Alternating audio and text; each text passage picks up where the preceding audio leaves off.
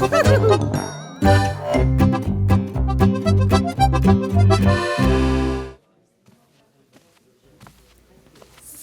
da haben wir jetzt meinen Schweinsbraten und da kommt der Jagerbraten her, gell? Danke. Einen guten.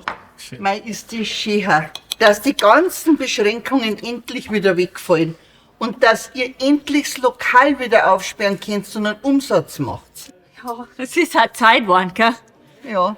Und vor allem, dass ich endlich nicht mehr 1,50 Meter von meinem Mobik sitzen muss. 1,50 Meter von einer Moorweg sitzen. Aber die Beschränkungen haben doch noch nie gegolten für ein Ehepaar in einem Haushalt, oder? Ja, sag einmal, was hast denn du mir die letzten 2 Jahre für einen Schmarrn erzählt, Ich, ein Schmarrn? Das war nur eine reine Vorsichtsmaßnahme, gell? Nicht, dass sich nun einer von uns einmal ein Virus einfängt. Vorsichtsmaßnahme. Ja, schau ihm nicht um, mein Lieber. Pass für auf, dass du nichts einfängst, gell?